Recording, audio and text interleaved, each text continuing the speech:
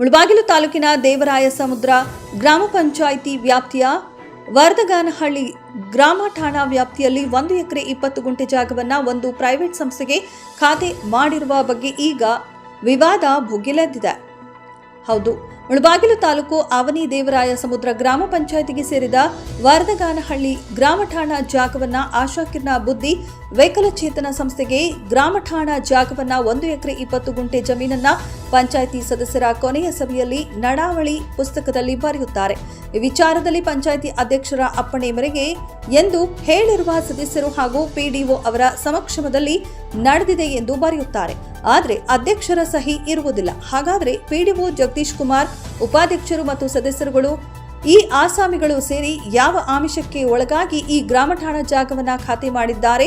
ಈ ವಿಷಯಕ್ಕೆ ಸಂಬಂಧಿಸಿದಂತೆ ದಿನಾಂಕ 6/1/2025 ನಮ್ಮ ಸಂಘಟನೆಯಿಂದ ಪಂಚಾಯಿತಿ ಅಭಿವೃದ್ಧಿ ಅಧಿಕಾರಿಗಳಿಗೆ ನಮೂನೆ ಅರ್ಜಿಗಳನ್ನು ಸಲ್ಲಿಸಿರುವ ಕಡು ಬಡವರಿಗೆ ಹಾಗೂ ಕೂಲಿ ಕಾರ್ಮಿಕರಿಗೆ, ಪರಿಶಿಷ್ಟ ಜಾತಿ ಪರಿಶಿಷ್ಟ ಪಂಗಡದ ಬಡ ಜನರಿಗೆ ನಿವೇಶನಗಳನ್ನು ಮಂಜೂರು ಮಾಡಬೇಕೆಂದು ಮತ್ತು ಸದರಿ ಸಂಸ್ಥೆಗೆ ಖಾತೆ ಮಾಡಬಾರದೆಂದು ತಕರಾರು ಅರ್ಜಿಯನ್ನ ಸಹ ಕೊಟ್ಟಿರುತ್ತೇವೆ.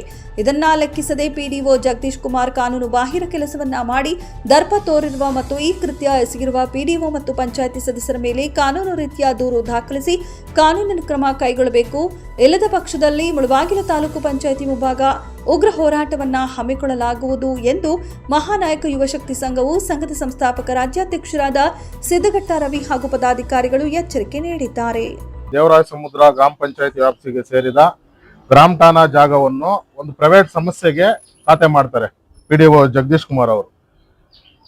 ನಾವು ಇದಕ್ಕೆ ಮುಂಚೆನೆ ನಾವೊಂದು ಅಬ್ಜೆಕ್ಷನ್ ಲೆಟರ್ ಅನ್ನು ಕೊಟ್ಟಿರ್ತೀವಿ, ತಾವು ಗಮನಿಸಬಹುದು. ದೇವರಾಯಸಮುದ್ರ ಗ್ರಾಮ ಪಂಚಾಯಿತಿಗೆ ಈ ಗ್ರಾಮ ಠಾಣಾವನ್ನು ನಿವೇಶನಗಳಿಗೆ ಖಾತೆ ಮಾಡಬೇಕು. ಬಡ ಕೂಲಿ ಕಾರ್ಮಿಕರಿಗೆ, ಒಂದು SC ST ಸಮುದಾಯದಕ್ಕೆ, ಯಾವ ಮನೆಗೆ ಇಲ್ದಂತವ್ರಿಗೆ ಇದನ್ನೊಂದು ಖಾತೆ ಮಾಡಬೇಕು. ಯಾವುದೇ ಸಮಸ್ಯೆ ನೀವು ಮಾಡಬಾರ್ದು ಅಂತ ಹೇಳ್ಬಿಟ್ಟು ನಾವೊಂದು ಅರ್ಜಿಯನ್ನು ಸಹ ಕೊಟ್ಟಿರ್ತೀವಿ. ಇದನ್ನು ಲೆಕ್ಕಿಸದೆ ಏನ್ ಮಾಡಿದಾರಪ್ಪ ಅಂದ್ರೆ ಪಿಡಿಒ ಮತ್ತು ಈ ಗ್ರಾಮ ಪಂಚಾಯಿತಿ ಸದಸ್ಯರುಗಳು ಏನಿದ್ದಾರೋ ಕೊನೆಯ ಒಂದು ರೆಸಲ್ಯೂಷನ್ ಮೀಟಿಂಗ್, ಅದು ಮೆಂಬರ್ಗಳದ್ದು ಇನ್ನೇನು ಅವರು ಕಾಲಾವಧಿ ಮುಕ್ತಾಯ ಆಗುವ ಸಮಯದಲ್ಲಿ ಕೊನೆಯ ಒಂದು ಮೀಟಿಂಗ್ ಅಲ್ಲಿ ಒಂದು ರೆಸಲ್ಯೂಷನ್ ಬರೀತಾರೆ. ಏನಪ್ಪಾ ಅಂದ್ರೆ ಅದು ಅಧ್ಯಕ್ಷರನ್ನ ಅಪ್ಪಣೆ ಮೇರೆಗೆ ಅಂತ ಬರೀತಾರೆ.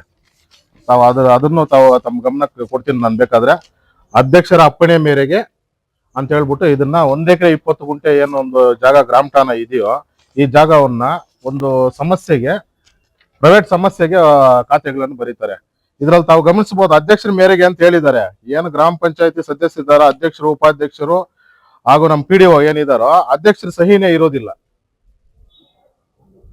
ಅಧ್ಯಕ್ಷರ ಒಪ್ಪಿಗೆ ಮೇರೆಗೆ ಅಂತ ನಾಮಕಾವಸ್ಥಕ್ಕೆ ತೋರಿಸಿ ಬರ್ದಿದ್ದಾರೆ ಅಷ್ಟೇ, ಆದ್ರೆ ಅಧ್ಯಕ್ಷರ ಸಹಿನೇ ಇರಲ್ಲ. ಅಧ್ಯಕ್ಷರನ್ನೇ ಮೀರಿ ಪಿಡಿಒ ಮಾಡಿರುವಂತಹ ಕೆಲಸ, ಪಿಡಿಒ ಯಾವ ಆಮಿಷಕ್ಕೆ ಒಳಗಾಗಿ ಮಾಡಿದ್ದಾರೆ, ಎಷ್ಟು ಲಕ್ಷ ತಗೊಂಡಿದ್ದೀರಾ ಅವ್ರ ಹತ್ರ ಅನ್ನೋದು ನಮ್ಮ ಪ್ರಶ್ನೆ. ಇಲ್ಲಿ ಏನಪ್ಪ ನಮ್ಮ ಈ ಹೋರಾಟ ಮುಖ್ಯ ಉದ್ದೇಶ ಏನಂದ್ರೆ, ಈ ಪಿಡಿಒ ಮತ್ತು ಏನು ಗ್ರಾಮ ಪಂಚಾಯತಿಯ ಅಧ್ಯಕ್ಷರು, ಉಪಾಧ್ಯಕ್ಷರು, ಏನು ಮೆಂಬರ್ಗಳು ಏನಿದಾರೋ ಸದಸ್ಯರುಗಳು, ಇವ್ರ ಮೇಲೆಲ್ಲಾನು FIR ದಾಖಲೆ ಆಗ್ಬೇಕು. ಏನ್ ನಮ್ಮ ಯುವ ಸಾಹೇಬ್ರು ಏನಿದಾರೋ ಇವ್ರ ಕಡೆಯಿಂದ FIR ಅನ್ನು ದಾಖಲಿಸಿ ಇವ್ರ ಮೇಲೆ ಕ್ರಿಮಿನಲ್ ಕೇಸ್ ಬುಕ್ ಮಾಡಲೇಬೇಕು. ಇಲ್ಲ ಅಂದ್ರೆ ಮುಂದಿನ ದಿನಗಳಲ್ಲಿ ನಾವೇ ಉಗ್ರವಾದ ಹೋರಾಟವನ್ನ ಇಟ್ಕೊಂತೀವಿ. ಇವ್ರು ಮಾಡೋದಕ್ಕೆ ಪ್ರೊಸೀಜರ್ ಏನಿದೆ ಸರ್, ಇದನ್ನ ಗ್ರಾಮ ಠಾಣಾ ಜಾಗವನ್ನ ಒಂದು ಪ್ರೈವೇಟ್ ಸಮಸ್ಯೆಗೆ ಖಾತೆಗಳು ಮಾಡ್ತಾರಲ್ವಾ, ಇದಕ್ಕೆ ನಿಮ್ ಕಡೆಯಿಂದ ಏನಾದ್ರು ಅವ್ರ ಪರ್ಮಿಷನ್ ಇದೆ ಪಿಡಿಒಗೆ ಮಾಡ್ಬೋದು ಅಂತ ಏನಾದ್ರು ಕಂಪ್ಲೇಂಟ್ ಬಂದ್ಮೇಲೆ ಗೊತ್ತಾಗಿದ್ದು. ಓಕೆ ಸರ್, ಎನ್ಕ್ವೈರಿ ಮಾಡೋದಕ್ಕಿಂತ ನಮ್ಗೇನಂದ್ರೆ ಇವ್ರ ವಿರುದ್ಧ ಫಸ್ಟ್ FIR ದಾಖಲೆ ಆಗ್ಬೇಕು. ಯಾಕಂದ್ರೆ ಇವ್ರಿಗೆ ಮಾಡೋದಕ್ಕೆ ಯಾವುದೇ ಪ್ರಾವಿಷನ್ ಇಲ್ಲ, ಇವ್ರಿಗೆ ಯಾವುದೇ ಅಧಿಕಾರ ಇಲ್ಲ. ಏನು ಗ್ರಾಮ ಠಾಣಾ ಜಾಗ ಅಂದ್ರೆ ಏನು ಪಿಡಿಒ ಏನು ಪಿತ್ರಾಜಿತ ಆಸ್ತಿ ಅನ್ಕೊಂಡ್ಬಿಟ್ಟಿದಾರ? ಇವ್ರಿಗೆ ಬೇಕಾದವ್ರಿಗೆಲ್ಲಾನು ಖಾತೆಗಳು ಮಾಡೋದಕ್ಕೆ ಒಂದು ಪ್ರೈವೇಟ್ ಸಮಸ್ಯೆಗೆ ಎಷ್ಟು ಲಕ್ಷ ಈಸ್ಕೊಂಡ್ ಮಾಡಿದ್ದಾರೆ ಅನ್ನೋದು ನಮ್ಮ ಪ್ರಶ್ನೆ. ಯಾತಕ್ಕೋಸ್ಕರ ಮಾಡ್ಬೇಕು? ಅದೇ ಒಬ್ಬ ಬಡವರು ಹೋಗ್ಬಿಟ್ಟು ನಮ್ಮೊಂದು ಮನೆ ಕಟ್ಕೊಳ್ಳೋಕ್ ಜಾಗ ಇಲ್ಲ, ಇದನ್ನ ಸ್ವಲ್ಪ ನಮ್ ಖಾತೆ ಮಾಡ್ಕೊಡಿ ಅಂದ್ರೆ ಅವ್ರಿಗೆ ಆದ ಒಂದು ಕಾನೂನುಗಳನ್ನೆಲ್ಲ ಬರೀತಾರೆ, ಕಾನೂನುಗಳನ್ನೆಲ್ಲ ಹೇಳ್ತಾರೆ ಅವ್ರಿಗೆ. ಬಟ್ ಇದಕ್ಕೆ ಯಾಕೆ ಕಾನೂನು ಅಡ್ಡಿ ಇಲ್ವಾ ಇವ್ರಿಗೆ? ಯಾವ ಆಮಿಷಕ್ಕೆ ಒಳಗಾಗಿದ್ದಾರೆ ಇವ್ರ ಮೇಲೆ ಇಮಿಡಿಯೇಟ್ಲಿ ಆಗಿ ಇವ್ರ ಮೇಲೆ ನಿಮ್ ಕಡೆಯಿಂದ FIR ಆಗ್ಬೇಕು.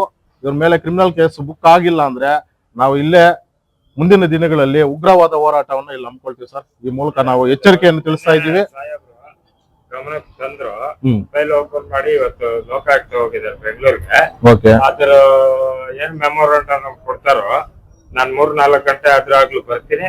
ಅದು ಸಿಇಒ ಅವ್ರಿಗೆ ಮತ್ತು ಸಂಬಂಧಪಟ್ಟ ಇವ್ರಿಗೆ ಲೆಟರ್ ರೆಡಿ ಮಾಡಿ ಇಟ್ಟಿರಿ, ನಾನು ಬಂದು ಹಾಕ್ಬಿಟ್ಟು ಇವತ್ತೇ ಅದ್ರ ಬಗ್ಗೆ ಇದ್ ಮಾಡೋಣ ಅಂತ ಹೇಳಿದ್ದಾರೆ. ಮಾಡಿ ಸರ್, ದಯವಿಟ್ಟು ಇವ್ರ ಮೇಲೆ ಬಂತು ಫೈಲ್ ಎಲ್ಲ ಓಪನ್ ಮಾಡಿ ಇಟ್ಕೊಂಡಿದ್ರೆ ಹ್ಮ್ ನಮ್ ಮೆಮೊರಂಡಮ್ ಕಾಯ್ತಾ ಇದ್ರಿ. ಸರ್ ನಮ್ದು ದಯವಿಟ್ಟು ಇಲ್ಲಿ ನೀವು ನೋಡ್ತಾ ಇದ್ದೀರಲ್ವಾ, ಇದು ನಮ್ ಲೆಟರ್ಡ್ ಅಲ್ಲ. ಅದು ನೀವು ಯಾವ್ದು ನಿಮ್ ಗಮನಕ್ಕೆ ಬಂದಿದ್ಯೋ ನಮಗ್ ಗೊತ್ತಿಲ್ಲ.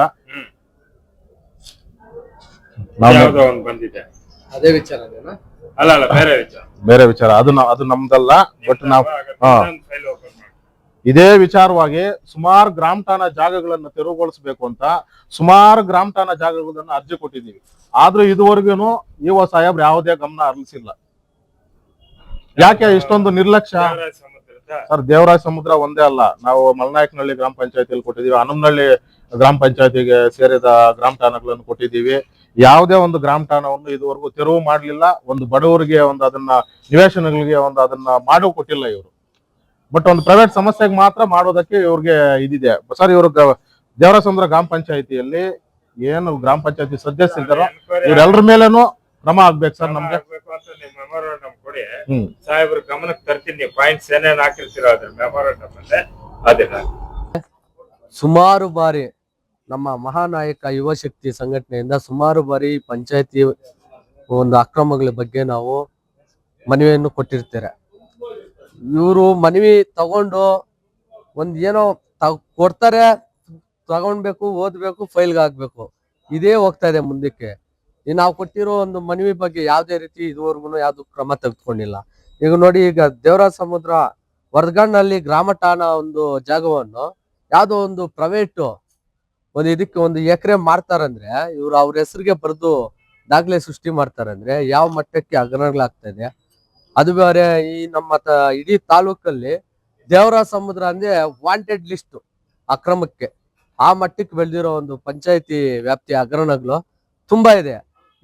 ಈ ವಿಚಾರವಾಗಿ ಅನೇಕ ಸಂಘಟನೆಗಳು ಸಹ ಪ್ರತಿ ಯಾವುದೇ ಒಂದು ಹೋರಾಟ ಆಗ್ಲಿ ಮೊದಲಿಗೆ ತರೋದೇ ಇದೇ ಪಂಚಾಯತಿ ವಿಚಾರ.